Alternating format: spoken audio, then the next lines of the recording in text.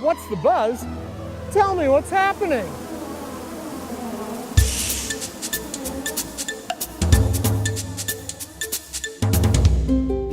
This is an apiary.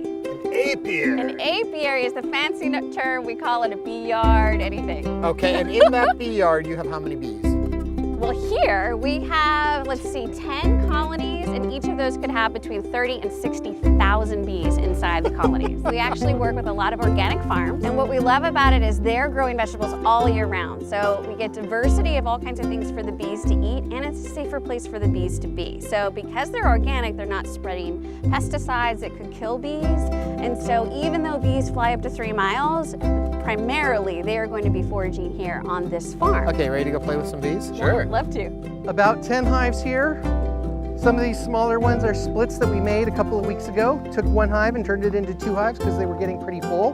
Smoke masks the pheromone that they communicate with, so they can't say, hey, we're under attack, somebody's opening our roof. In between the frames, they kind of glue them together with the propolis, the tree resin that they collect. And then you can see the bees working and the comb that they built out. And so up here, all this cap stuff, that's honey that's ready to go. And then so they'll come in here and they'll put the pollen in there, and they actually butt it with their head to pack it in there really tight. Oh yeah, one was just doing that. Yeah, so beeswax is also made from nectar, just like honey, and the bees have a gland on their belly that excretes beeswax. They do this all year long where they collect the honey and they put it into the boxes, mostly for themselves, but when they make excess amount, that's what we harvest. And so we'll sell it to fine people like you in Houston or to our local restaurant partners. So do they eat the honey too? Bees do eat the honey. It's their carbohydrate and it's also their winter food. They store it for winter when there's no flowers blooming. And where does the queen hang out? The queen is going to hang out in the middle, probably where the eggs are, where she's busy laying 2,000 eggs a day. So she's got to stick her little tail in 2,000 little holes. Exactly. Oh, there she goes. There she goes. Yeah, she stuck it in there. So a worker bee can fit through there, but because a queen has that big abdomen, yeah, she's got the big butt, she can't really fit in there. Yeah. Now when I hear them buzzing by me, are they telling me something, or is that So just the their normal buzzing sound? is the noise of their wings moving.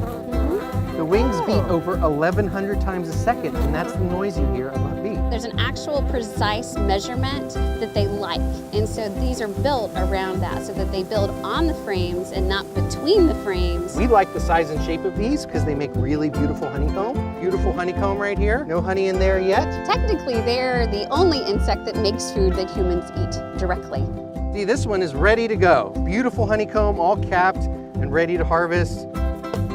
I think it's all about sustainability.